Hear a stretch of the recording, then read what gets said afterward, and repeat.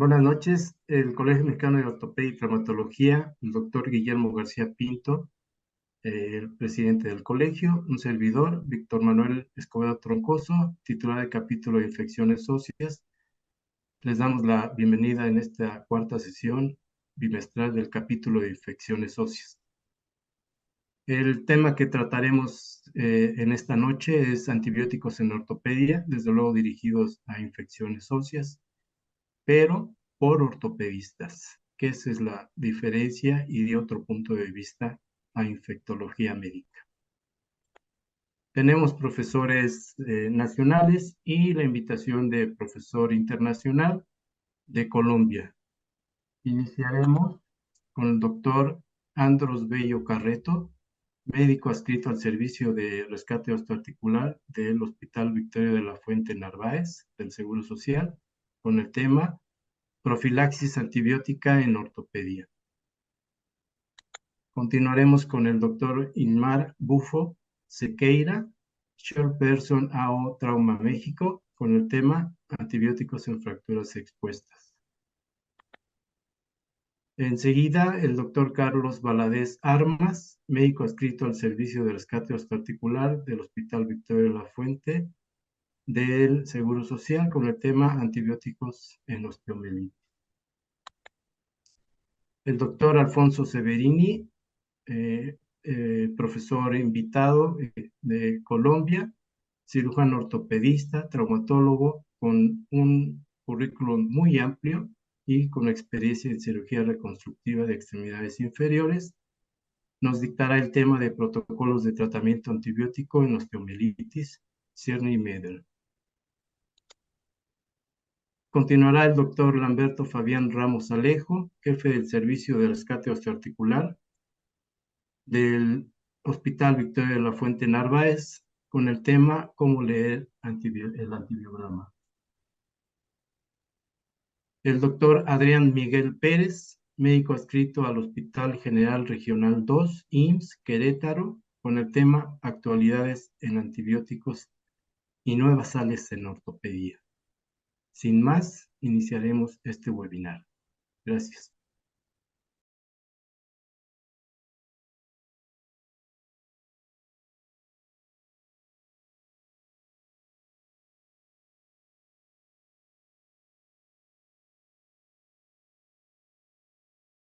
Hola, ¿qué tal? Buenas tardes.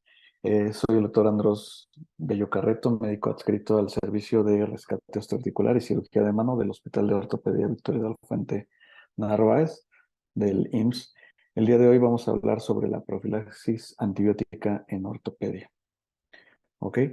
Bueno, el objetivo es establecer normas para prevenir y reducir la incidencia de infecciones en una situación de riesgo calculado o conocido estadísticamente, en donde no exista evidencia clínica o paraclínica de la misma antes del procedimiento quirúrgico.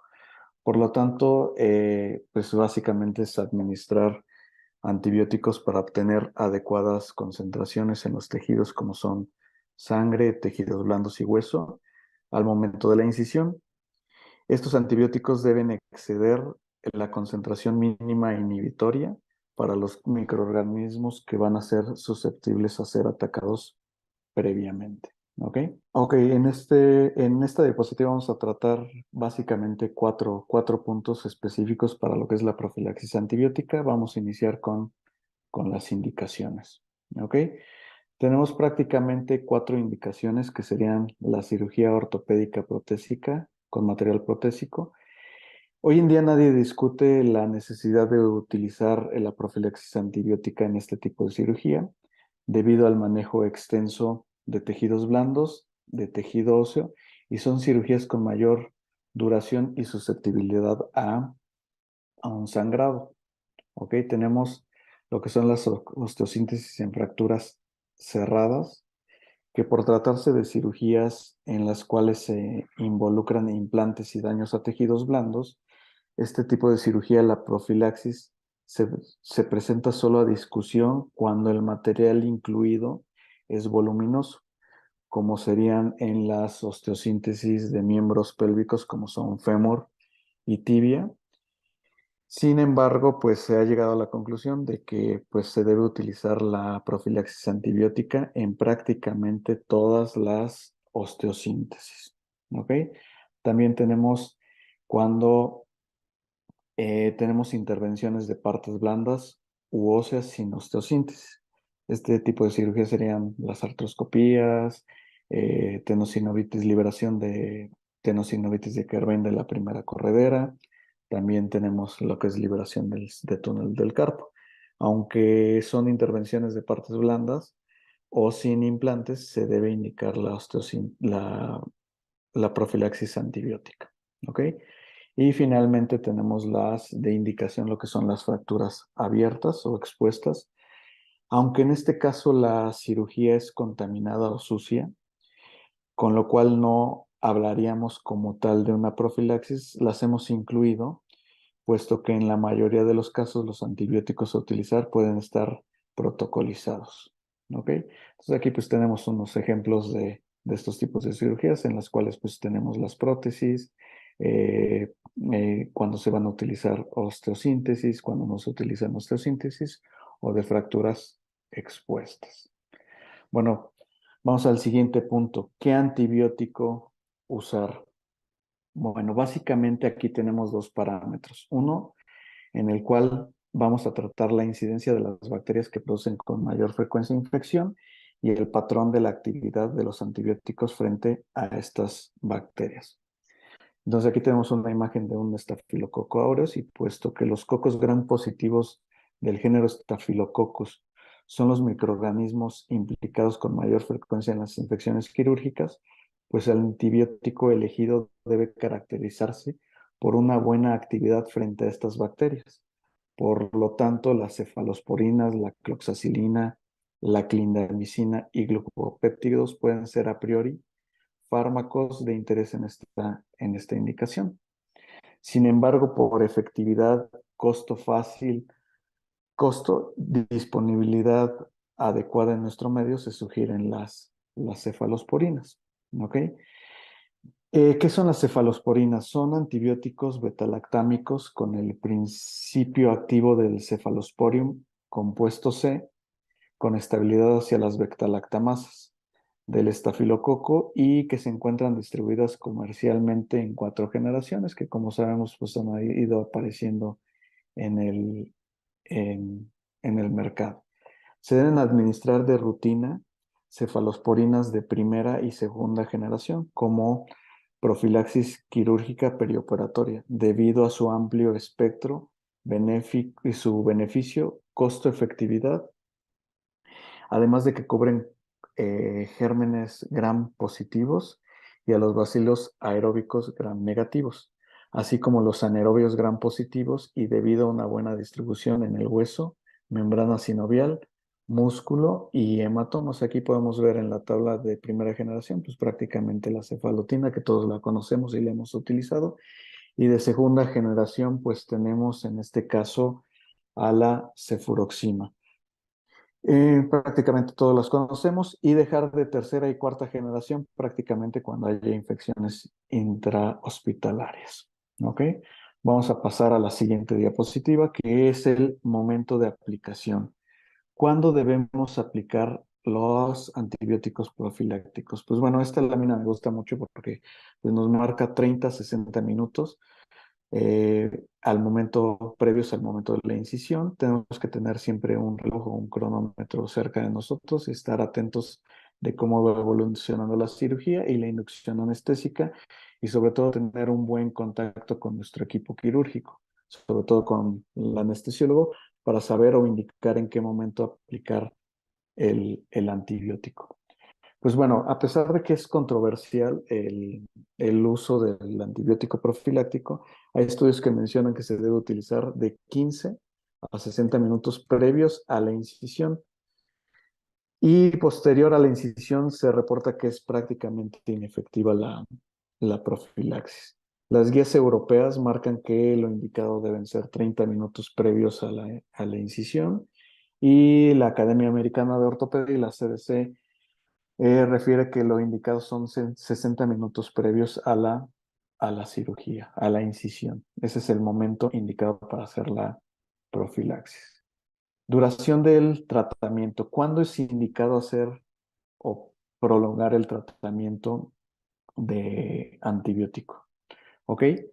Entonces, para algunos autores puede ser suficiente con la administración preoperatoria o perioperatoria de los antibióticos. Para otros, parece más razonable continuar la administración del antibiótico durante las primeras 24 hasta 48 horas del postoperatorio o 3 dosis, que si hacemos la cuenta, pues es prácticamente lo mismo, 24 horas o 3 dosis debido al tiempo de acción de nuestro antibiótico profiláctico. ¿Cuándo se debe agregar una dosis extra? En caso de sangrados mayores a 2000 cc o en el caso de que por parte de anestesiología se hayan administrado mayor de 2000 centímetros cúbicos de soluciones. También se debe agregar una dosis extra en un tiempo quirúrgico mayor a 2 horas. Otro punto importante es que no es necesario aplicar una dosis en caso de contar el paciente con sondas o drenajes. Es mucho más importante saber retirar los drenajes en un tiempo adecuado, que en este caso se refiere que no deben de estar mayor a 48 horas o si están disfuncionales. Vamos a pasar a otro tema que es importante, que son los adyuvantes. ¿Qué son los adyuvantes? Pues son medidas que nos van a ayudar a evitar una infección en la cual se debe tener un adecuado control metabólico.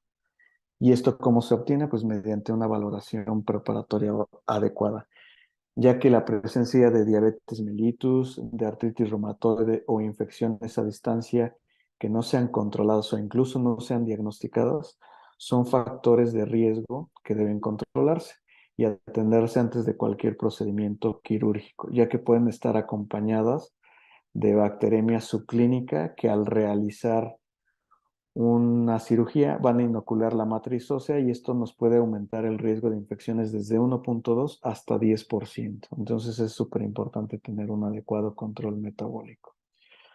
También tenemos que la estancia intrahospitalaria es importante. Recordemos que el hospital no es un hotel, se debe tener un adecuado tiempo. Entonces, el desarrollo de infecciones intrahospitalarias tiene una directa relación con el tiempo de estancia, razón por la cual es importante minimizar los periodos preoperatorios y posoperatorios para evitar mayor contagio. En cuanto a los drenajes, asimismo, el uso de drenajes debe estar indicado, no debe colocarse solo por rutina, entonces debe estar indicado y no permanecer mayor a 48 horas, si no eso nos va a aumentar el riesgo de infección y en caso de ser disfuncional, pues también no tiene ningún sentido de estar colocado. Una medida también pocas veces tomada en cuenta es el baño corporal y debe ser hecho el baño corporal un día previo o hasta 3 horas previos a la cirugía. Esto va a disminuir nuestras tasas de infección hasta en 1.2% en las cirugías ortopédicas. Otro aspecto importante, coadyuvantes, son el rasurado del área quirúrgica, el cual tiene dos parámetros muy importantes que se deben realizar. Uno es hacerse con una espuma antiséptica y hacerse mediante humedad. Si lo hacemos con una rasuradora en un ambiente seco y sin un jabón antiséptico, es preferible no realizar rasurado. Bueno, estos son partes de los adyuvantes que son necesarios para este tipo de profilaxis. Y finalmente llegamos a la conclusión de esta plática que se basan en estos puntos. Todo paciente que se someta a una cirugía ortopédica requiere una profilaxis antibiótica mediante la cefalotina, aplicando 1 gramo previo a la inducción. Esta se debe aplicar 30 a 60 minutos previos a la incisión. Esta ya es decisión de los cirujanos en qué momento la aplicamos. En lo personal, yo lo utilizo 30 minutos previos a la incisión, en una buena comunicación con mi anestesiólogo. Y también se indica que debe ser 10 minutos previos al uso de torniquete. Pues normalmente si utilizamos 30 a 60 minutos, pues ya entra en este parámetro que lo vamos a hacer lógicamente 10 minutos previos al uso al torniquete. Se debe aplicar un refuerzo, como ya lo habíamos mencionado, si la cirugía se prolonga por más de 2 horas o si tenemos un sangrado mayor a 2000 centímetros cúbicos o aplicación de soluciones por mayor a 2000 centímetros cúbicos. Del tiempo se sugieren 3 dosis o no prolongar más de 24 a 48 horas y siempre tener una adecuada valoración preparatoria del paciente para entrar en las mejores condiciones. Pues bueno, básicamente esto sería el tema de profilaxis antibiótica en cirugía ortopédica. Gracias.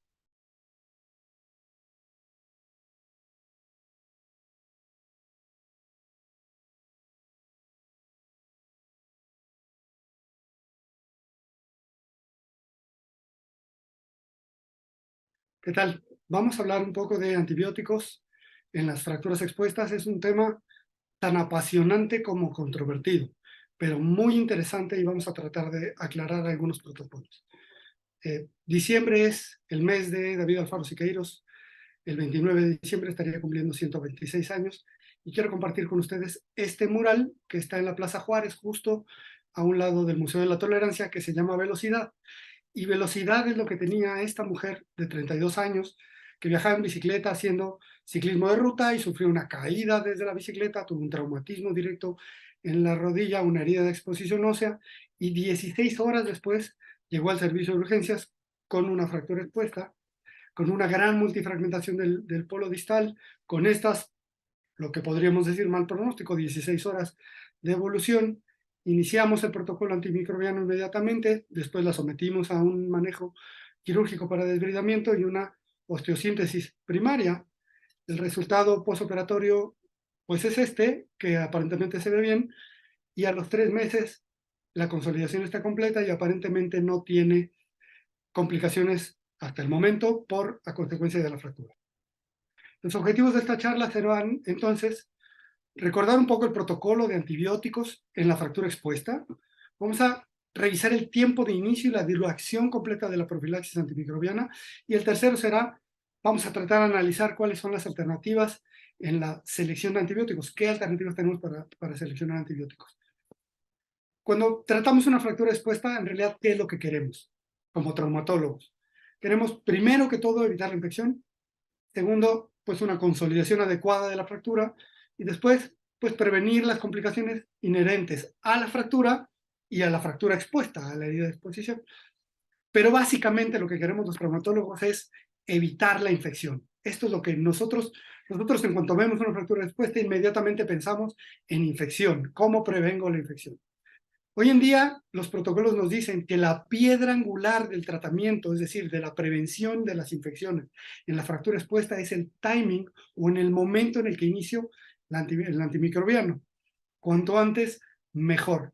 No es el tiempo del desbridamiento, no es el tipo de desbridamiento, no es la fijación externa y no es la osteosíntesis. Es el timing del antimicrobiano. Esto lo sabemos desde el lejano 2005, en los que estos 3 cirujanos, Charalampos, Salabras y Patsakis, revolucionaron el mundo con una serie de artículos hablando de fracturas expuestas, pero principalmente con un artículo prospectivo que hicieron con una sola variable. En 179 pacientes en Los Ángeles, dijeron, vamos a hacer una sola variable. Los que inician antes del desbridamiento del antibiótico y los que inician el antibiótico después del desbridamiento. Y la diferencia fue abrumadora a favor del inicio del antimicrobiano cuanto antes. Los pacientes a los que se les inició antes del desbridamiento el antibiótico tuvieron un índice de infección del 2.3%, contra los que lo iniciaron después, que tuvieron un índice de infección del 13.9%, casi 7 veces más, solamente por el momento en el que iniciaron el antibiótico. Esto generó una revolución en el mundo gigante, una serie de artículos en apoyo y en contra, bueno, en general controvertidos en relación a las publicaciones de Patsakis y Salabras, y ellos mismos hicieron una propuesta más adelante de antibióticos. Dijeron, después de la clasificación, inicie el antibiótico. La clasificación podemos usar la de Bustilo, que es la más difundida o la más conocida. Yo utilizo la clasificación de AO pues porque me gusta e incluso utilizo las dos y las pongo juntas, pero en realidad el momento de iniciar el antibiótico es después de clasificar e inicio el antibiótico. Ahora, ¿qué antimicrobiano utilizo? Sí, cuanto antes, pero ¿cuál antimicrobiano? ¿Cuál es el correcto? La propuesta de Charalapos y Salabras hasta el 2017 seguía siendo la misma. Los mismos autores con un estudio de seguimiento y nos dijeron, ok, si es una fractura expuesta tipo 1 o tipo 2, entonces debo utilizar una cefalosporina de primera generación, y si es una tipo 3, entonces voy a utilizar esa misma cefalosporina de primera generación y le voy a agregar un aminoglucósido. Este fue el esquema que utilizaron hasta 2017, y después de esto dijeron, bueno, ya sé el antibiótico, pero ¿cuánto tiempo debo utilizar el antimicrobiano? Y ellos nos dijeron, ok, para las tipo 1, 24 horas es suficiente. Para las tipo 2, 24 a 48 horas es suficiente. Y para las tipo 3, hasta 3 días, pero no más de 3 días. En apoyo a este artículo, hubieron un sinfín de artículos, pero hay uno verdaderamente interesante en el que comparan el uso durante de 3 días contra 7 días de antibiótico con el mismo esquema de antibiótico que utilizaron para Sakis y Salabras, con el mismo resultado, pero con un índice de resistencia muchísimo mayor en el que fue utilizado durante 7 días. Entonces, si lo que queremos es cuidar nuestras futuras osteosíntesis, tenemos que utilizar el protocolo establecido que dice 3 días como máximo de antimicrobiano. Entonces, 24 horas es más que suficiente para las tipo 1, 48 horas es más que suficiente para las tipo 2 y 72 horas es más que suficiente para las tipo 3.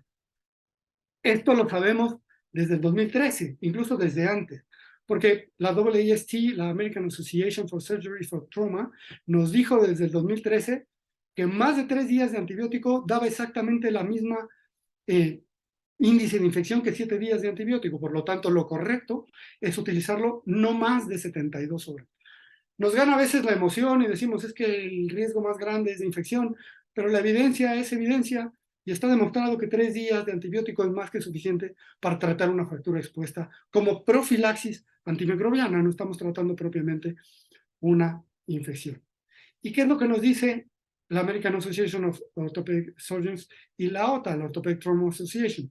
Ellos nos dicen, ellos hicieron una revisión en 2019, una gran revisión en 2019, y decidieron utilizar el mismo esquema prácticamente de Salabras y Patsakis, pero decidieron ponerle nombre y apellido a los antimicrobianos que estaban utilizando en las fracturas expuestas.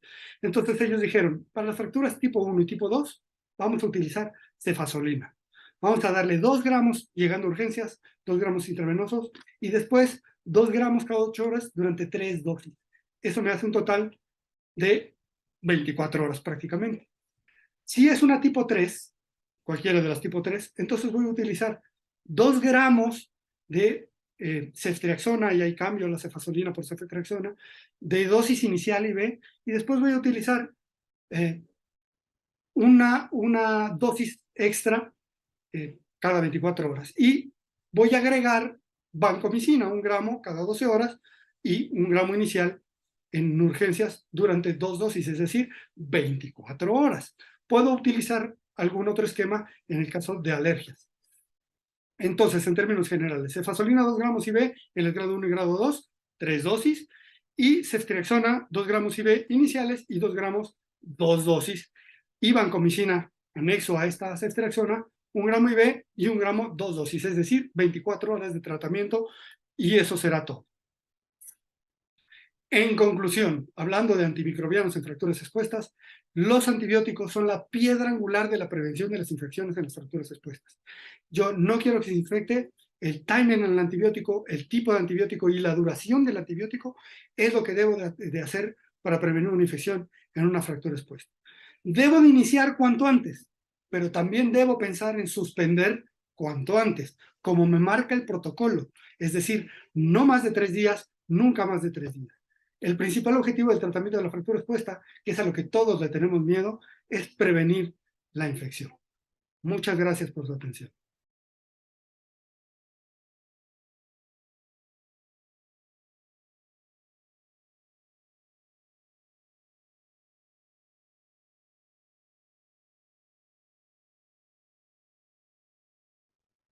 Bien, hola, ¿qué tal? Soy el doctor José Carlos Valadez Armas. Vamos a hablar sobre antibióticos en osteomielitis. La osteomielitis es una enfermedad causada principalmente por bacterias, aunque algunos hongos como del género Candida y Aspergillus pueden causarla. Principalmente las bacterias son Staphylococcus aureus, Staphylococcus coagulasa negativo, Streptococo, Enterococo, Pseudomonas, E. coli, algunos anaerobios y enterobacterias. Mycobacterium tuberculosis en algunos pacientes inmunocomprometidos y poblaciones especiales. Nuestro órgano blanco va a ser el hueso. El hueso tiene características anatómicas e histológicas específicas que lo hacen inherentemente resistente a la infección. No todos los antibióticos presentan una farmacocinética que le permitan penetrar el hueso. Incluso las concentraciones que vamos a encontrar de ellos in vivo e in vitro van a ser bastante diferentes, y esto nos va a guiar para seleccionar la mejor vía de administración. La duración del tratamiento en general en la osteomielitis van a ser tratamientos largos en comparación con las infecciones de tejidos blandos. Como objetivos del manejo antibiótico en la osteomielitis, evidentemente es erradicar la infección. Por el tipo de infecciones crónicas con las que a veces nos enfrentamos, no siempre es posible erradicarlas al 100%, pero sí aspiramos a disminuir el gasto purulento y la sintomatología asociada al proceso infeccioso, tumefacción, etc. El manejo antibiótico en la osteomielitis no va solo en la mayoría de los casos y debe de combinarse con manejo quirúrgico, puesto que el hueso necrótico, los secuestros óseos no van a tener concentraciones de antibiótico suficientes como para poder erradicar la infección. Finalmente, las infecciones en la osteomielitis generalmente son monobacterianas. Sin embargo, en ocasiones tenemos polibacterianas, diferente virulencia de las bacterias. No es lo mismo un Staphylococcus aureus meticilino sensible que uno meticilino resistente. Y esto nos va a orientar a la duración del tratamiento, el tipo, la vía de administración, etc. Primeramente, seleccionar un antibiótico oral o parenteral. Definitivamente va en función del agente etiológico y su espectro de sensibilidad. El antibiótico vía oral tiene menor costo por sí mismo, y si lo asociamos también a los costos de hospitalización, de cuidados de las vías periféricas, pues también los antibióticos parenterales aumentan su costo. Los pacientes tienden a tener mejor tolerancia al manejo vía oral, puesto que el manejo parenteral puede estar asociado a flebitis, a infecciones del catéter, etc. En cuanto a las interacciones, tanto la vía oral como parenteral tienden a tener las mismas. Y en cuanto a la biodisponibilidad, algunos fármacos vía oral tienen la misma biodisponibilidad que parenteral, entonces no es un factor determinante, pero lo más importante va a ser la concentración en el que logremos conseguir en el hueso, puesto que si no llegamos a la concentración mínima inhibitoria, el antibiótico, por más eficaz que sea in vitro, no va a ser efectivo in vivo.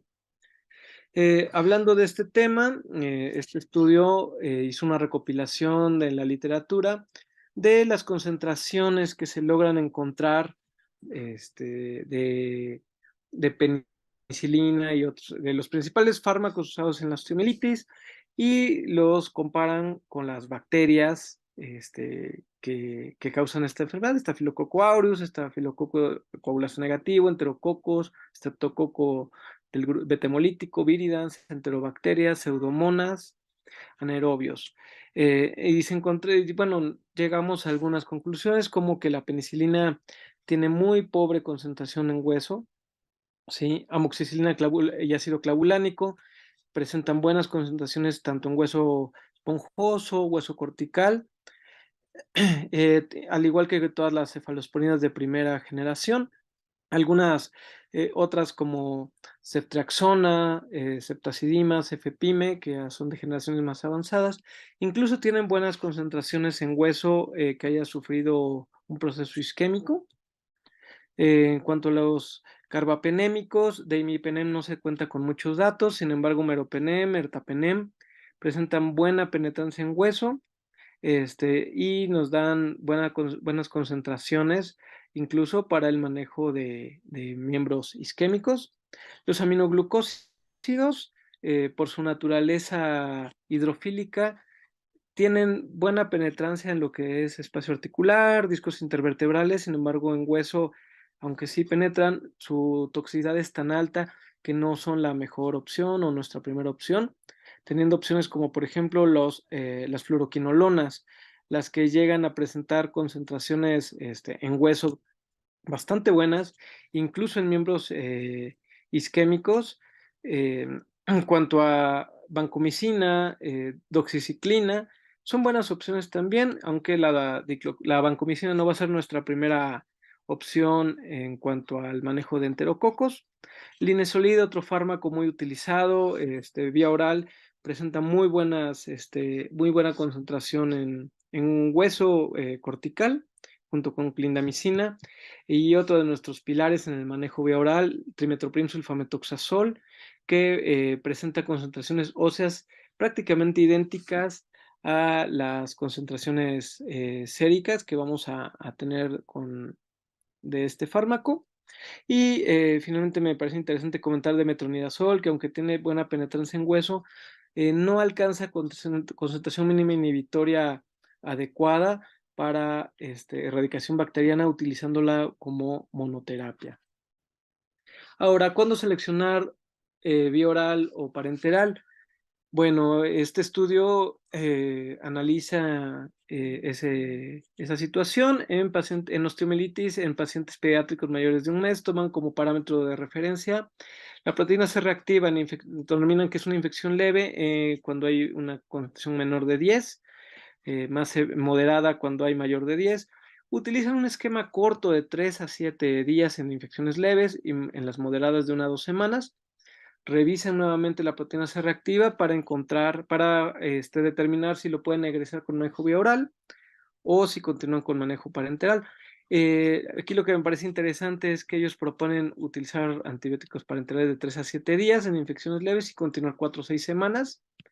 Y en infecciones más severas, usar antibióticos de 1 a 2 semanas y continuar de 4 a 6 semanas el vía oral. En el mismo estudio analizan el desenlace, las complicaciones, sin encontrar una diferencia significativa por alargar el tratamiento parenteral, según la revisión de ellos, más de 2 semanas. Hablando o ahondando más en esto de la duración del tratamiento, anecdóticamente se solía recomendar el antibiótico parenteral más de 6 semanas, alrededor de 12 semanas, a dosis altas, lo cual nos llevaba a mucha intolerancia por parte del paciente, falta de apego, hospitalizaciones prolongadas y otras complicaciones. Sin embargo, actualmente se recomiendan esquemas cortos de tratamiento en función de la respuesta clínica. Dolor, tumefacción, gasto por las fístulas y asociarlo a marcadores como la biometría hemática, proteína C reactiva y velocidad de cimentación globular. Actualmente consideramos que esquemas de 4 a 6 semanas son adecuados. Puede ser un esquema parenteral de 1 a 2 semanas y continuar de 4 a 6 semanas vía oral, usar un esquema corto, intravenoso, asociarlo a manejo quirúrgico y continuar vía oral para completar las 4 o 6 semanas. O incluso en casos leves podríamos iniciar un manejo vía oral y revalorar en función de la evolución del paciente el tiempo que se va a dar. No es tampoco una receta de las 6 semanas. Aquí tenemos, por ejemplo, hablando de la comparación de los tiempos. Este es un estudio donde se analiza el tratamiento antibiótico en osteomielitis vertebral, donde comparan 6 a 12 semanas sin encontrar una diferencia estadísticamente significativa. Analizaron, dieron seguimiento para ver el desenlace de los pacientes, complicaciones digestivas, etcétera, sin encontrar una diferencia, solo de 6 a 12 semanas. Y finalmente compararon diversos esquemas sin encontrar una diferencia significativa. Complicaciones de nuestros fármacos, las más importantes, los betalactámicos, colitis pseudomembranosa, candidiasis, fluoroquinolonas, rupturas tendinosas, descontrol glucémico, linezolid, pancitopenia, neuropatías y metronidazol, muchos efectos gastrointestinales. Como conclusiones, hay que preferir siempre el manejo vía oral, de ello seleccionar los antibióticos que tengan alta biodisponibilidad, Preferir esquemas cortos y siempre usar corto parenteral y continuarlo vía oral en función de la evolución clínica. Preferir siempre las dosis altas de los fármacos, no a las dosis más bajas. Incluso a veces arriba de lo descrito para conseguir buena concentración en hueso. Valorar el progreso no únicamente de manera paraclínica, puesto que no hay un marcador específico, sino también los síntomas, y finalmente asociar el manejo antibiótico con manejo quirúrgico. Muchas gracias.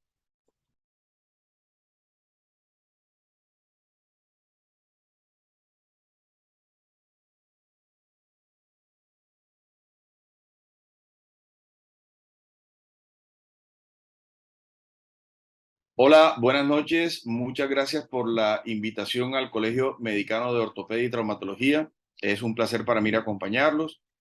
Vamos a hablar hoy del enfoque actual del tratamiento de la osteomielitis crónica basado en la clasificación de Cierne y Mader. Ya hace varias décadas, estos dos caballeros nos ofrecieron una clasificación que, además de ayudarnos en el tipo anatómico, nos ayudaron con respecto a la clase fisiológica y los factores de riesgo que afectan la fisiología al momento de padecer una osteomielitis y sobre todo la osteomielitis crónica que tantos dolores de cabeza nos da. Para nosotros, para muchos de los ortopedistas, los antibióticos en el tratamiento de la osteomielitis es la última frontera, la cual no todos queremos sobrepasar, la cual todos paramos hasta ahí y dejamos a partir de ahí a los infectólogos. Pero creo que nosotros debemos actuar profundamente en el manejo de la osteomielitis respecto a los antibióticos y coordinar con los infectólogos cómo es el tratamiento adecuado para ellos. Cuando nos enfrentamos a una osteomielitis tenemos diferentes enfoques. Algunos van a enfocarse en saber cuál es el tipo, si es aguda o es crónica o la localización, y también estudiar el tipo de paciente. Creo que nosotros debemos ver a la osteomielitis como un todo. Encapsularla es algo muy cuestionable y debemos tratar de analizar los diferentes aspectos de ella. Deberías entonces trabajar en conjunto con el infectólogo al momento de la elección del tratamiento antibiótico. Usar protocolos de atención previamente definidos y establecidos en las clínicas en las cuales trabajes. Suspender antibióticos previamente dados antes de iniciar un tratamiento. Tomar unos cultivos en la cantidad suficiente y siempre aislar un germen. En cuanto a la selección del antibiótico, si es tipo hematógena, la mayoría damos un solo tipo de antibióticos, y si es crónica o periprotésica, damos tratamiento antibiótico biconjugado. Siempre el tratamiento antibiótico deberá ir acompañado de manejo quirúrgico y no solo el tratamiento antibiótico nos dará una curación del paciente. Mínimo de 4 a 6 semanas, que es el número mágico que todos manejamos, pero la mayoría, sobre todo nuestros residentes, no saben por qué 4 a 6 semanas. Si es posible que todas estas semanas sean endovenoso, mucho mejor, aunque el tratamiento oral lo dejaremos para los pacientes ambulatorios.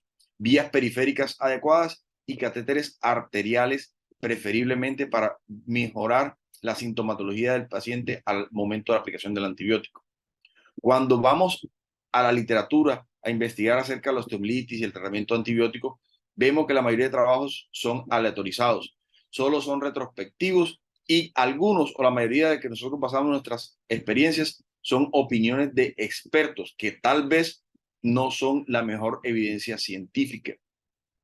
Pero este trabajo de la revisión europea del 2019 nos da unas luces de cómo podemos tratar a nuestros pacientes y nos dice, hombre, si vamos a trabajar, demos unas semanas con tratamiento endovenoso que nos va a brindar una concentración hueso a suero de 0.3, la cual es óptima para tratar cualquier tipo de infección. Recordar un poco que si tenemos pacientes meticilinadas resistentes, la vancomicina es el antibiótico más utilizado y que se lo podemos combinar con la rifampicina de forma oral para hacer el tratamiento de aquellas biofil que tanto nos molestan. En los pacientes pediátricos siempre recordar concentrarnos en el Staphylococcus aureus, aunque deberíamos dar un tratamiento antibiótico oral de 4 a 6 semanas si ya hubo respuesta al tratamiento endovenoso. Respecto a la duración, muchos alguna vez hemos visto este cuadrito y creemos que es algo adecuado para pensar en cuánto tiempo durar el tratamiento antibiótico. Si tenemos un tejido infectado residual al cual le hicimos una resección a través de una amputación, el tratamiento sería de 2 a 5 días. En tejidos residuales infectados, pero no hueso, de 2 a 4 semanas, y con hueso residual infectado viable de 4 a 6 semanas. Sin cirugía o con hueso muerto residual postoperatorio sería más de 3 meses. Es entonces cuando vayamos a ver nuestra clasificación de cierre de madre y ya elijamos nuestro tipo de cirugía para hacer la reconstrucción o el tratamiento del paciente. Después de hecha la cirugía, llamamos a nuestro infectólogo y le decimos, vamos a evaluar el resultado. Yo en este paciente, dejé este paciente en estas condiciones, tengo un paciente con tanto hueso vivo, con tanto hueso infectado, y si tengo o no tejido infectado que aún debo tratar.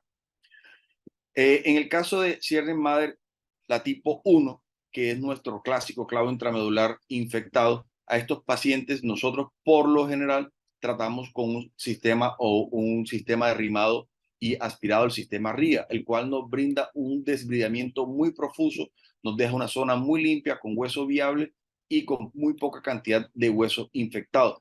Además de eso, le manejamos el espacio con sulfato de calcio más hidroxiapatita o con un clavo intramedular con antibiótico. El tratamiento en este caso del cierre de madre tipo 1 se prolongará de 4 a 6 semanas si hicimos un debridamiento adecuado y manejamos la cavidad siempre con tratamiento antibiótico con sulfato de calcio o con el clavo intramedular con antibiótico.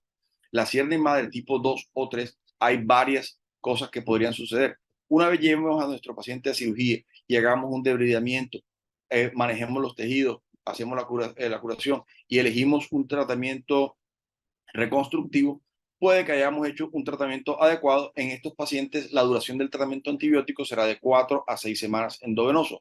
Pero si nosotros no hicimos o no estamos seguros de haber brindado un desbridamiento adecuado y dejamos tejido óseo residual, recuerden que será de 3 meses. Por lo menos las primeras 4 semanas endovenoso y 2 meses vía oral. En el cierre madre tipo 3, en el cual hagamos un desbridamiento del hueso y decidamos hacer membrana inducida o tratamiento con vidrio bioactivo, o en aquel que hicimos un buen debridamiento, hicimos el colgajo y al final de esto hicimos un debridamiento adecuado, daremos solamente tratamiento antibiótico de 4 a 6 semanas, el cual puede ser parenteral oral. Pero si es tipo 3 y aún dejamos hueso muerto o no estamos seguros de haber hecho un debridamiento adecuado, reitero, 3 meses de tratamiento parenteral u oral.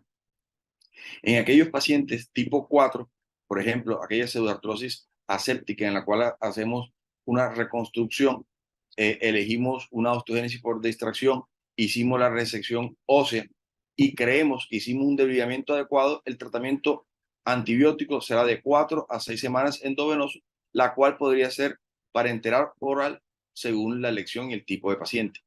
Pero si en estos pacientes seguimos con la convicción de que aún hay hueso muerto o infectado, el tratamiento será de 3 meses para enterar las primeras 4 semanas y las siguientes 8 semanas será vía oral, siempre y cuando podamos acompañarlo de un manejo de la cavidad con sulfato de calcio más antibiótico. En aquellos pacientes tipo 4, en el cual hagamos un debridamiento profuso, hagamos el manejo de tejidos blandos, hagamos una buena estabilización y a pesar de eso, nosotros creamos que tenemos un hueso vivo y sin infección, podríamos manejarlo solamente con 4 a 6 semanas. Y es así como vemos que no solamente porque sea tipo 4, entonces deberemos dar tratamiento antibiótico durante 3 meses. A los tipo 4 que hicimos un tratamiento a conciencia y que le brindamos un buen tratamiento con protocolos, con solamente 4 a 6 semanas podría ser suficiente el tratamiento antibiótico. Para recordar y siempre llevar a casa, nosotros al momento de tratar nuestros pacientes, debemos clasificar a los pacientes después de nuestro primer lavado. La clasificación de cierre de madre es simplemente para localización. Solo varía el protocolo antibiótico según el resultado quirúrgico final. Y ese es el que tú tienes que comunicarle al infectólogo. Ese es el que el infectólogo tiene que conocer para saber qué tipo de hueso le dejaste a él para trabajar. Los ciclos largos y cortos no hay diferencias significativas si no haces un buen aislamiento del germen. Y además de eso, tenemos que saber que nunca menos de 4 semanas, que es nuestro número mágico, que es aquel en el cual demora el hueso endomedular en hacer una revascularización y volver a tener una vasculatura normal. Y no hay diferencia entre tratamiento endovenoso y oral, pero sí hay un aislamiento de germen y un buen antibiograma. Para llevar a casa, no dejemos la antibiótico solamente para el tratamiento de los infectólogos. Nosotros como ortopedistas debemos participar activamente, pero también debemos participar activamente brindándoles a ellos la información para que puedan trabajar, dándoles la información. No cerremos, lo llamamos, mira, te dejé tales y tales condiciones del hueso, tienes hueso vivo o tienes hueso muerto, ayúdame, colabórame, vamos a montarle un buen esquema a este paciente para llevar a feliz término. Muchas gracias y les reitero la invitación a participar en nuestros eventos SCOT. Gracias al Colegio Mexicano por su invitación.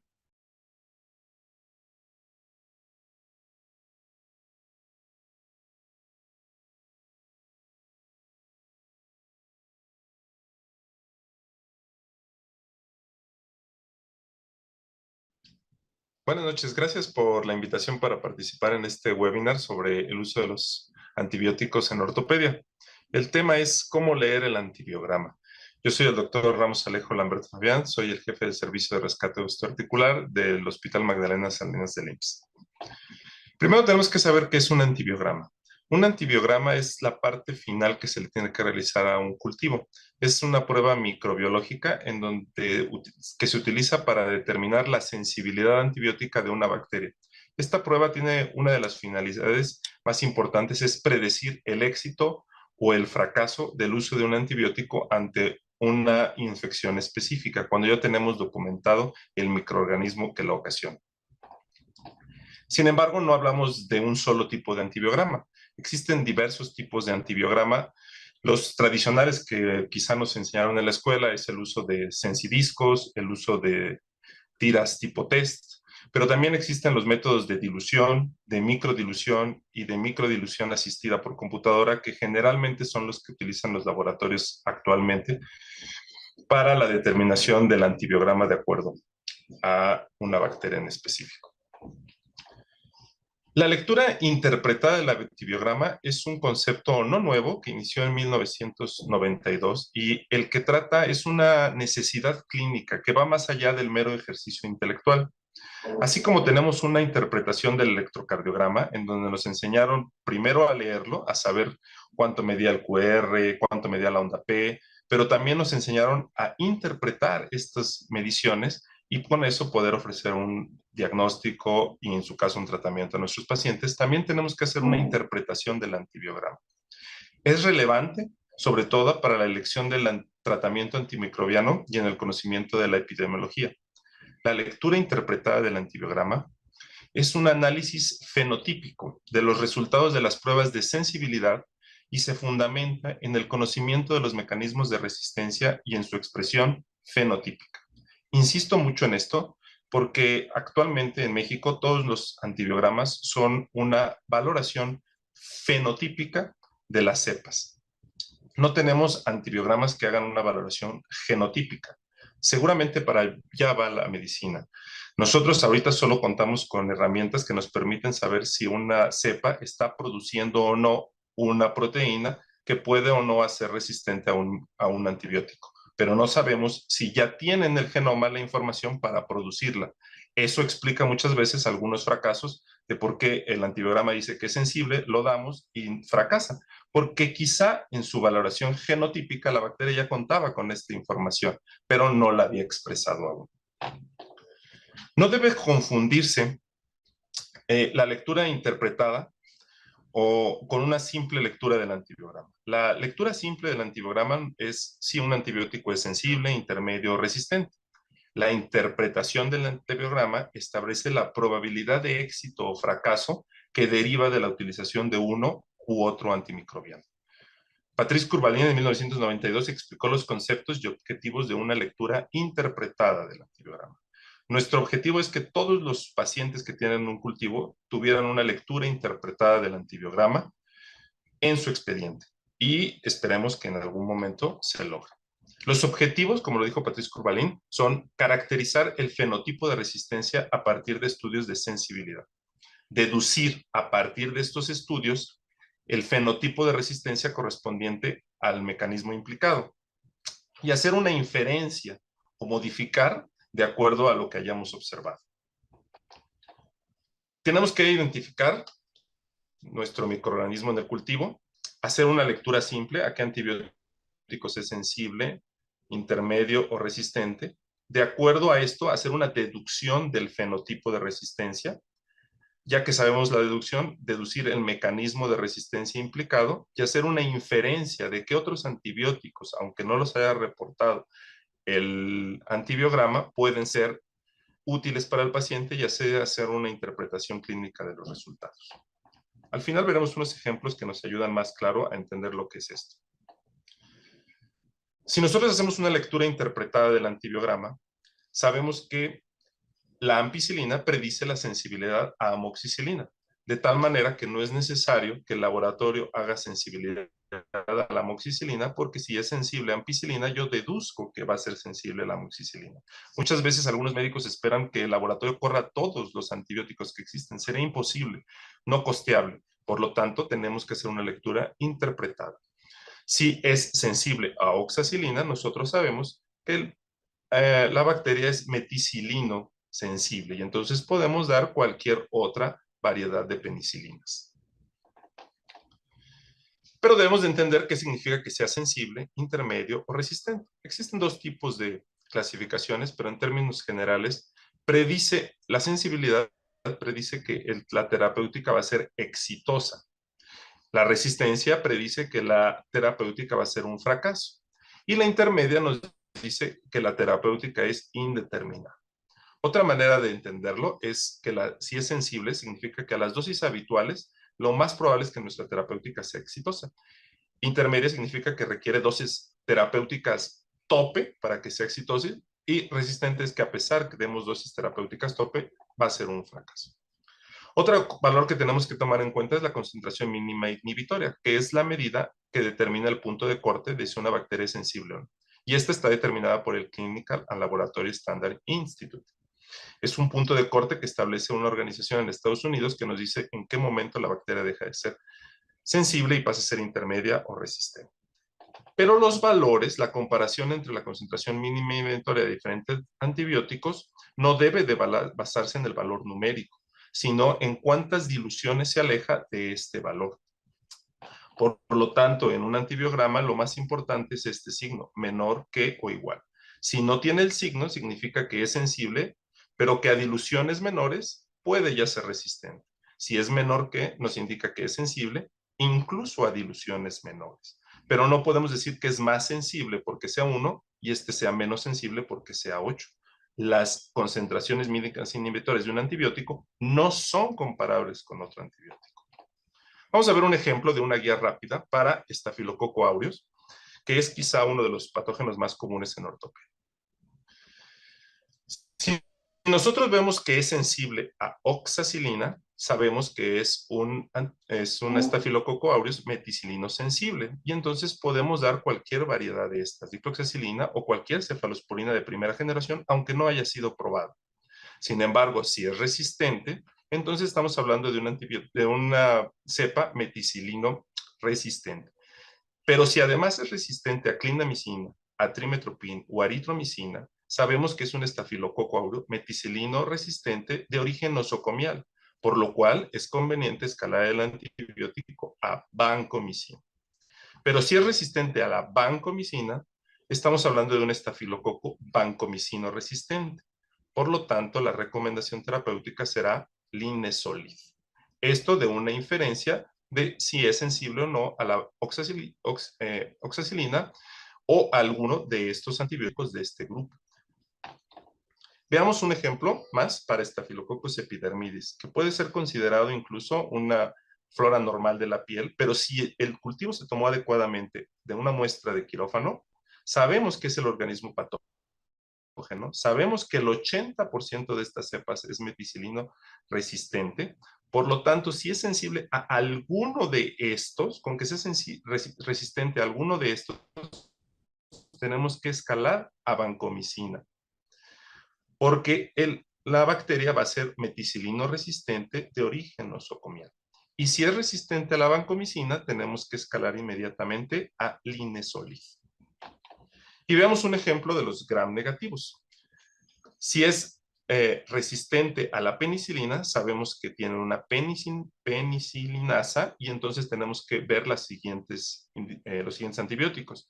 Si es resistente a alguna cefalosporina de primera o segunda generación, tiene beta-lactamasas, tenemos que ver estos antibióticos. Y si es resistente a alguno de estos, sabemos que es una bacteria beta-lactamasa de espectro extendido y tenemos que ver las cefalosporinas de cuarta generación. Y si es resistente a estas, es de espectro ampliado y tenemos que pasar a los carbapenémicos. Difícilmente vamos a tener que llegar a la polimixina. No debemos olvidar que el cefoxitin, que lo mencionan mucho en los antibiogramas, es de uso in vitro. Y por último, tenemos que hacer una correlación clínica. Es la parte final en donde tenemos que ver factores del huésped y la patología a tratar. Establece un esquema antibiótico terapéutico específico completo, incluye qué antibiótico vamos a dar, la vía de administración y la duración del mismo. Y a esto llamamos una lectura interpretada del antibiograma con correlación clínica. Esperemos hacer más ejercicios de estos, de cómo analizar un antibiograma. Se trata de repetir y sistematizar la lectura interpretada para hacerlo un ejercicio mental e intelectual, no solo en la residencia, sino en los médicos en su práctica habitual. Tenemos que leer los antibiogramas, interpretarlo y hacer una correlación clínica. Muchas gracias y espero poderlos ver en pláticas futuras.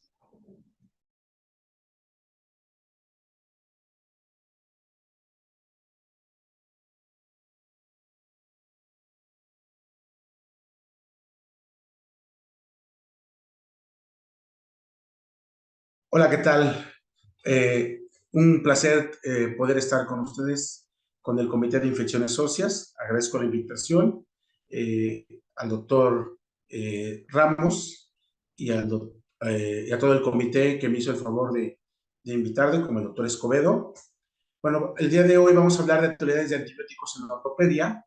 ¿Cuáles son los nuevos antibióticos? Lo que debemos de conocer por las nuevas infecciones que existen. Bueno, a partir de que tenemos este tipo de pacientes, en pacientes con muchas enfermedades, pacientes que tienen infecciones severas, implantes más modernos, más grandes, con sobreinfecciones muy importantes, nos vemos en la necesidad de tener que manejar un arsenal mucho más grande de antibióticos. Bueno, ¿qué es lo que debemos saber de esta plática?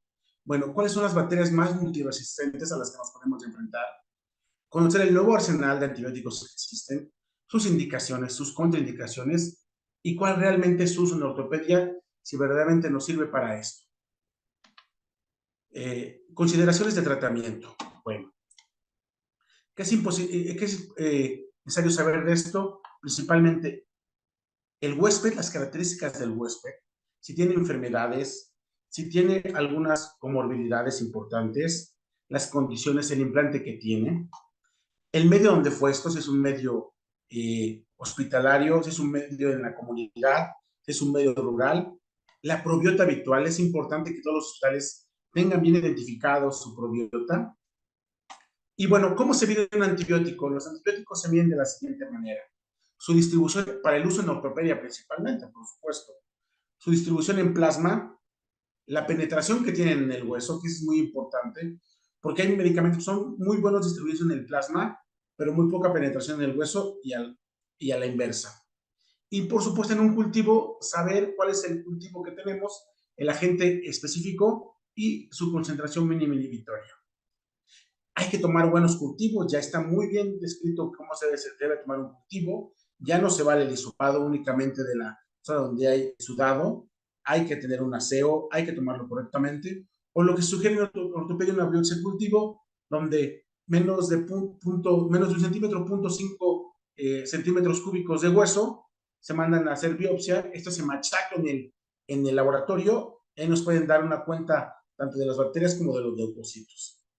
¿Qué es importante saber? Por ejemplo, del 0.6 al 6% de las personas en Estados Unidos, por supuesto, son portadores nasales de Staphylococcus aureus resistente a metacilina. Entonces, al SAB.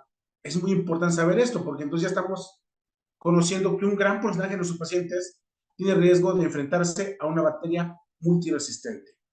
La propagación hemática de una articulación a otra es del 18%. Es que si tenemos una infección, esta puede propagarse muy rápidamente. Y el porcentaje de infección de cirugía ortopédica, que dependiendo de la serie que leamos, puede ir de 1.6 hasta el 8%. Las bacterias escape. ¿Qué es escape? Escape, no escape, esa es otra cosa. Las bacterias escape son un grupo, es un acrónimo, un grupo de bacterias súper resistentes, multiresistentes, que son Enterococcus, Staphylococcus aureus, Klebsiella pneumoniae, Acinetobacter, Pseudomonas aeruginosa y Enterobacter. Cuando nos enfrentemos a una de ellas, es importante saber que son multiresistentes y son un difícil tratamiento. Es por eso que esta plática tiene vital importancia. ¿Qué característica debe tener? Tienen los nuevos antibióticos. Una, su desarrollo es lento. Por mucho avanzan más las infecciones que el desarrollo de antibióticos. Sus indicaciones son muy específicas, ya lo veremos. No existen estudios clínicos muy extensos, son muy nuevos los antibióticos. Están probándose cada vez para nuevas indicaciones, como el hueso y como el plasma y los tejidos blandos.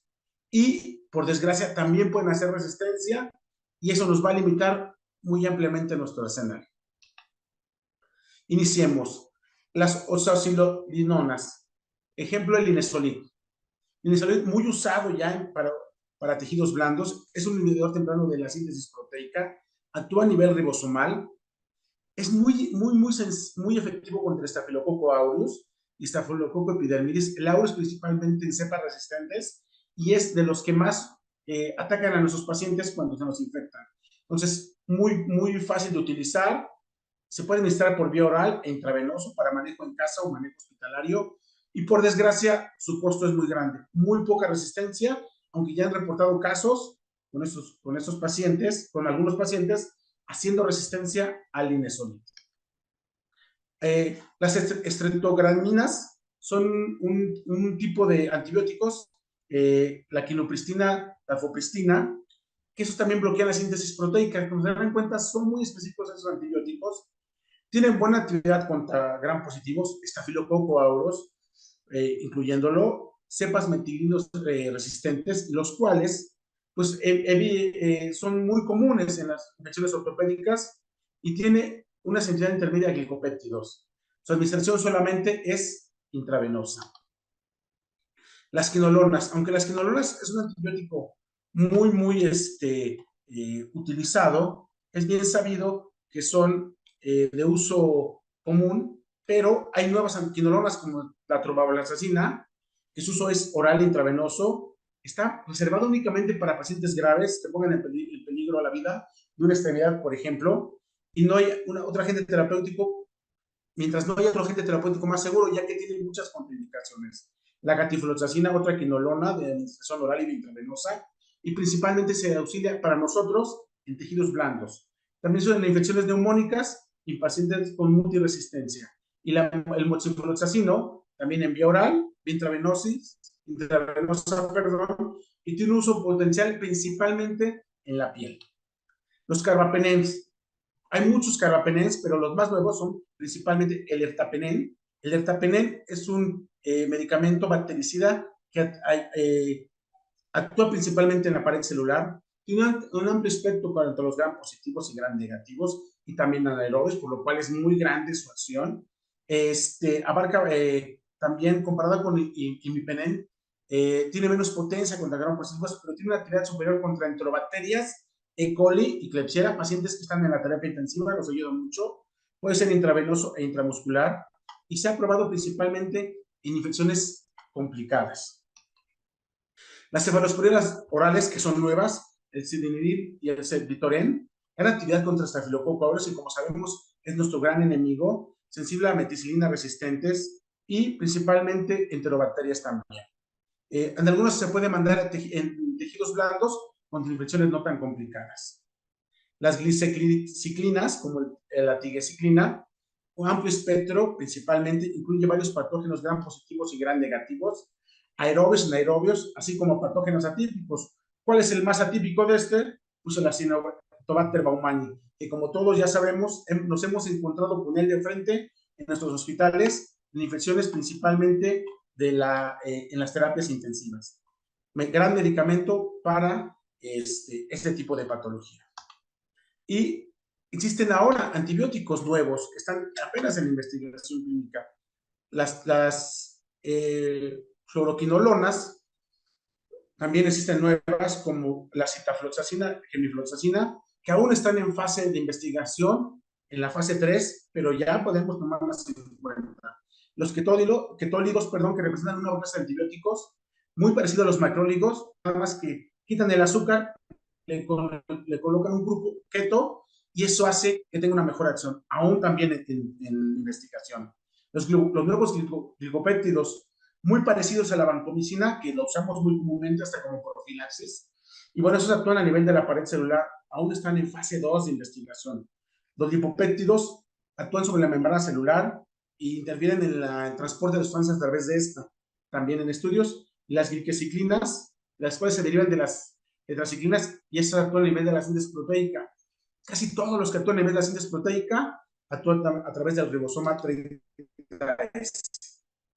Bueno, ¿qué es importante de esto? Pues conocer cuáles son las bacterias multiresistentes, tenerlas en mente, saber que existen, saber que nos vamos a enfrentar a ellas, conocer el nuevo arsenal de antibióticos que existen, cuáles son sus indicaciones, manejarlos con precaución, manejarlos en forma honesta, no hacer sobreindicación de estos, ¿ok?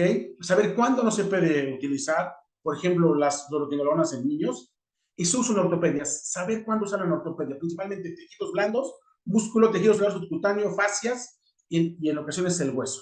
Por supuesto, ninguno de esos antibióticos va, como ya vimos en las pláticas anteriores, va a ayudarnos tanto como el tratamiento quirúrgico, desbridamiento y escarificación.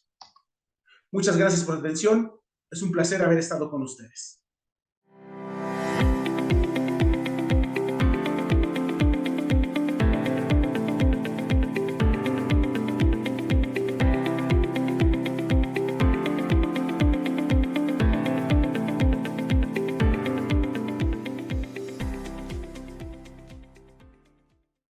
Muy bien, muchas gracias.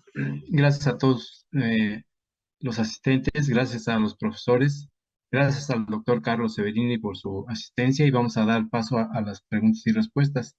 Sin duda, el tema de antibióticos por ortopedistas debe de ser controversial, pero cuando hablamos de infecciones óseas, ahí es donde, por lo menos los que nos dedicamos a infecciones óseas o por parte del Instituto Nacional de Rehabilitación, que llevamos la escuela del doctor Colchero, Fernando Colchero Rosas, entonces donde entramos más en controversia. Sin embargo, pues todas las exposiciones de los profesores ha sido de forma formidable. Vamos a dar paso a las preguntas. La primera pregunta es para el doctor Bello. Dice, ¿se debe realizar rasurado en todos los pacientes antes de la cirugía durante el periodo eh, anestésico? Mm, No veo a... ¿Qué tal? Buenas Sí, noches. sí, hola, sí. Soy el Sí, doctor Andrés Bello. sí, Contestando a la pregunta, no es necesario en todos los pacientes hacer rasurado de entrada.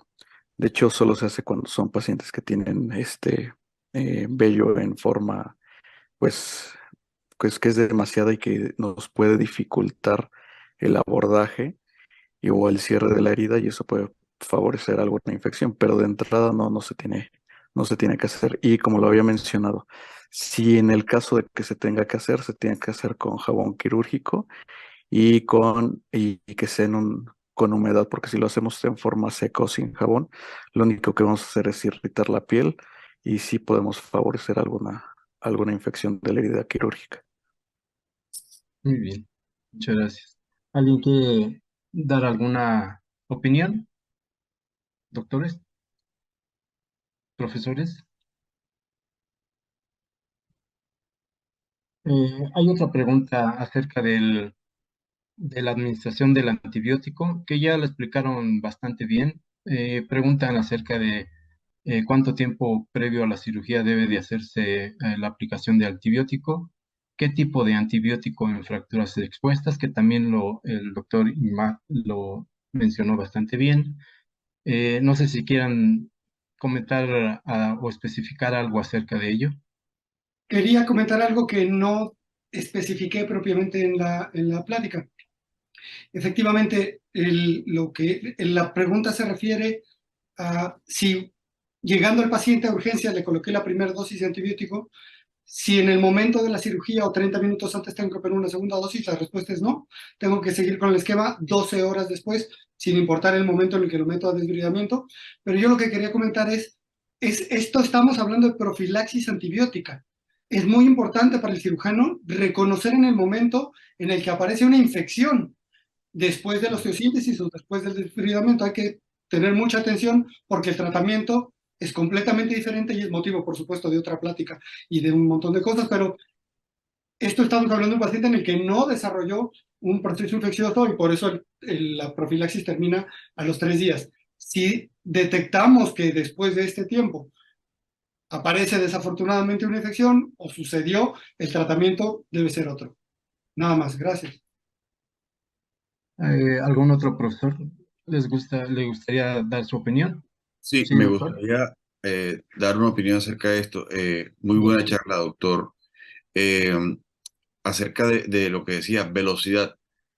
Creo que es muy importante recalcar que el tiempo de administración antes de las 2 horas después de ocurrido el trauma en las fracturas abiertas es fundamental para el control de la infección. En algunos protocolos de atención de urgencias de ambulancias, ejemplo en el Reino Unido, actualmente la primera dosis de antibiótico de las fracturas abiertas se está colocando, la coloca el paramédico en el sitio del accidente. Antes de llegar al sistema de salud o antes de llegar a la urgencia, ya el paramédico en el sitio de accidente está colocando la primera dosis de antibiótico. Y un error que cometemos mucho en nuestras urgencias es que a todos le estamos colocando un gramo de cefalosporina o un gramo de una cefalosporina de segunda generación sin considerar el peso. Creo que hay que reconsiderar esto dependiendo del índice de masa corporal. Debemos aumentar esta dosis por lo menos a 2 gramos cuando el índice de masa corporal supere los 30, por favor. Muy bien. Otra pregunta que existe es con relación a la cirugía protésica, ¿tiene un mayor beneficio aplicar doble esquema como profiláctico? Es un tema que no se trató específicamente. Bueno, el tema en sí no es específico de prótesis infectadas. Sin embargo, menciona que si es favorable hacer un doble esquema en alguna infección periprotésica. ¿Alguien gustaría comentar algo? Sí, sí, Bueno, Andrés. en profilaxis antibiótica en cirugía ortopédica, en cirugía protésica, es simplemente con la profilaxis normal, no es necesario aplicar un doble esquema. Lo que sí, que ya habíamos mencionado, es el adecuado manejo de los tejidos blandos, que si una cirugía se prolonga por más de 2 horas, sí debemos aplicar una dosis extra si el sangrado es mayor a 2000 centímetros cúbicos o si se aplican más de 2000 centímetros cúbicos de soluciones. En esos casos se aumenta una dosis, pero no es necesario poner un doble esquema. Muy bien. ¿Alguien quiere comentar algo al respecto? Sí, cada día se está abandonando más la idea de los dobles esquemas para el manejo de las infecciones. El doble esquema para prevenir las infecciones prácticamente no se debe de utilizar en ninguna. Ya sea una infección por una fractura abierta, por una prótesis, hay que ir dejando esa idea de dobles esquemas preventivos, ¿no? Si ya para tratarlas se prefiere no usar dobles esquemas, no están proscritos, pero se prefiere no hacerlo, hay que hacer mejor tratamientos dirigidos. Para prevenir prácticamente no tienen utilidad los dobles esquemas. Correcto. Aquí me gustaría especificar lo que acabas de mencionar, que es como profilaxis, ¿verdad? Otra pregunta, dice, La profilaxis quirúrgica con antibióticos, al parecer, aumenta el riesgo de infecciones resistentes a antibióticos. ¿Qué tan cierto es?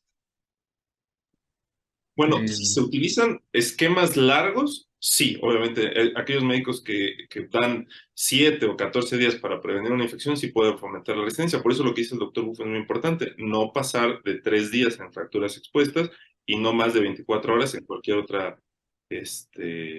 cirugía ortopédica. Correcto.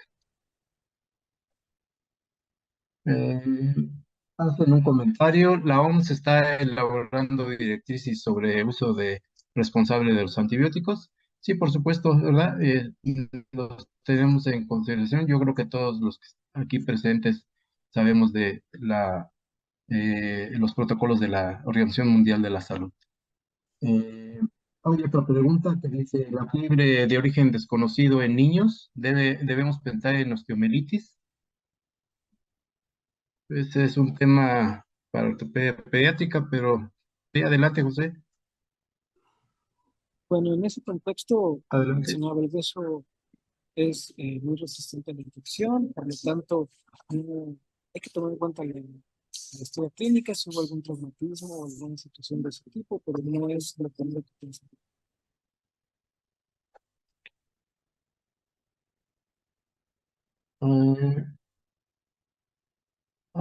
Hay otro comentario, dice el doctor Rafael Vaz Caballero. Seguramente es un doctor que estuvo ahí en Magdalena de las Salinas con el doctor Fernando Conchero Rosas, me parece que sí es, profesor mío.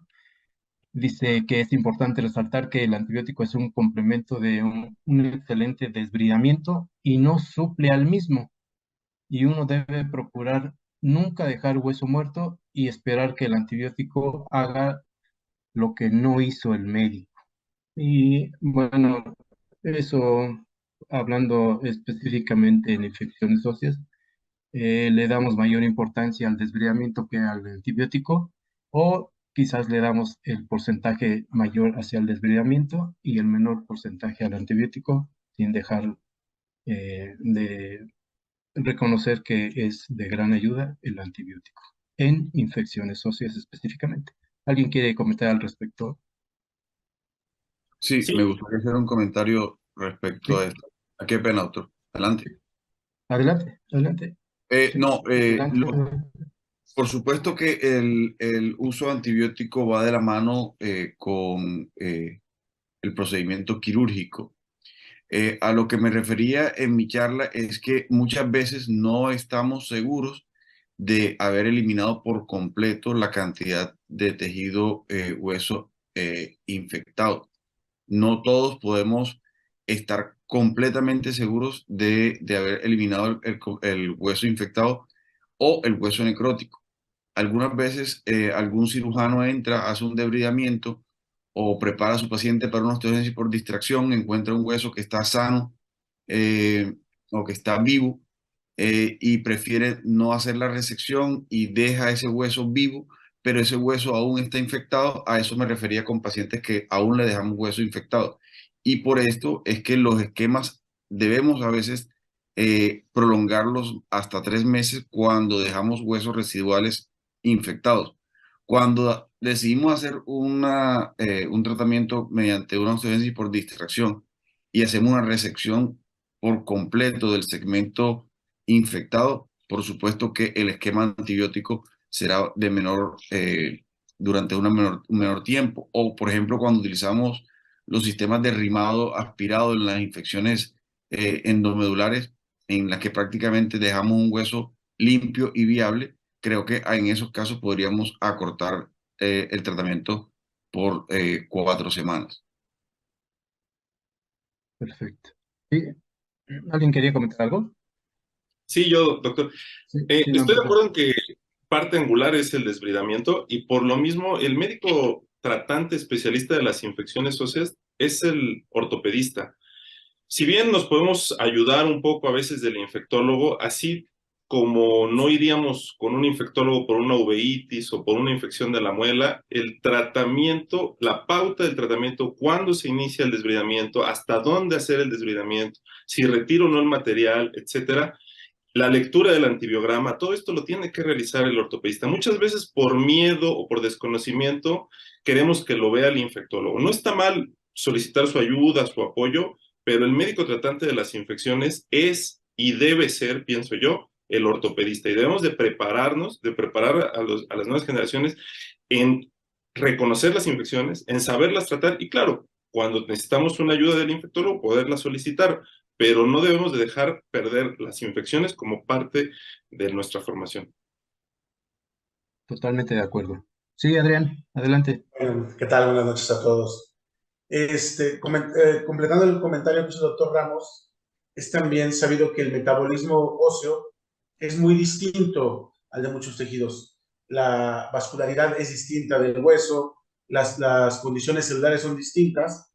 Hay infecciones que pueden vivir en un paciente por más de 20 años sin que se disemine. O sea, el hueso es un ente muy especial en el cual, pues, el experto, el que conoce el tema, es el ortopedista, ¿no? Como dijo el doctor Ramos, podemos auxiliarnos del infectólogo, principalmente en el conocimiento de lo que hablábamos, si la bacteria es muy multiresistente, qué antibiótico utilizar, si hay interacciones entre los antibióticos, si me lo aumento o me lo disminuye con algún otro medicamento, pero las condiciones clínicas propias del hueso y las decisiones propias de esto deben ser manejadas principalmente por el ortopedista, ¿no? Ese es el comentario que quería hacer. Sí, totalmente de acuerdo, porque estamos obligados como médicos, como cirujanos ortopedistas, a hacer medicina. Y en este caso específico de infecciones, estamos obligados a conocer todo lo que se ha mencionado al respecto. Es algo muy importante, así como se ha estado olvidando en últimas generaciones realizar una buena historia clínica, una buena exploración física, específicamente hablando de infecciones, profilaxis o tratar infectados, estamos olvidando o no estamos enseñando a nuestras generaciones jóvenes. Hay otras preguntas acerca de unos comentarios acerca de cuál es la opinión acerca de la venta libre de antibióticos sin receta médica. ¿Qué hay de las lesiones de riesgo asociadas como tétanos y rabia? ¿Cuál es la importancia de conocer la epidemiología? Pues son situaciones un poquito que no nos ocupan en este momento, pero que son de mucha importancia. Creo que no existe, o probablemente sí, no lo puedo asegurar, algún otro país donde vaya una persona y sin receta a una farmacia y le den cualquier tipo de medicamento. Hay otra pregunta que dice, ¿alguien tiene experiencia en el uso de ácido acético para desbridamientos quirúrgicos en ortopedia?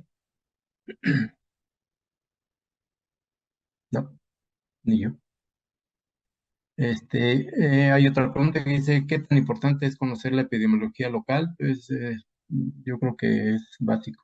No sé si alguien tiene alguna comentario, ¿sí, Adrián? Bueno, se han hecho intentos en muchos lugares y aquí en México, en el hospital Mandela Salinas, donde también estuve, se han hecho intentos de conocer la probiota local. Desgraciadamente, existen muchos vectores en los hospitales que inciden y aumentan las infecciones, desde hospitales de escuela, el personal, etcétera. Entonces, es importantísimo saber la probiota de los locales, de los lugares, y por supuesto en los medios, en el medio que no es extrahospitalario, también es más difícil saberlo, pero sí es de gran importancia, porque con eso ya contamos con un arsenal antibiótico específico para nuestras profilaxis, por ejemplo, ¿no? Ya no lo hacemos tanto en forma empírica. Y también saber las bacterias multiresistentes que tenemos y poder atacarlas de la forma más adecuada. Perfecto. Hay una última pregunta que dice, ¿hay consideraciones respecto a los pacientes obesos en relación con las dosis recomendadas de profilaxis, tanto en cirugía programada como la de fracturas expuestas. ¿Alguien quiere hacer algún comentario al respecto? Sí, me parece que el doctor Severini hizo un comentario al respecto muy acertado. Efectivamente hay que tener en cuenta el índice de masa corporal para hacer ajustes en relación a la dosis y considerar incluso duplicarla. Sí. ¿Alguien quiere, doctor Severini, gustaría hacer algún comentario al respecto? Sí, los índices de masa corporal superior a 30, duplicar la dosis como profilaxis en las fracturas abiertas. Creo que son todas nuestras preguntas. No sé si quisieran hacer algún comentario final.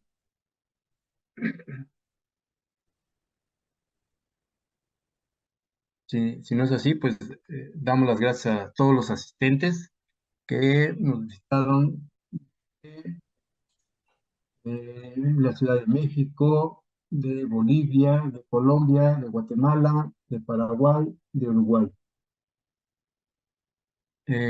Y damos las gracias a todos los asistentes, gracias a estos profesores, grandes profesores, por esta gran charla. Y gracias al colegio y gracias al doctor García Pinto por la ayuda y la invitación a las sociedades hermanas, en este caso al doctor Carlos Severini. Muchas gracias. Gracias a todos. Buenas noches. Gracias a ustedes.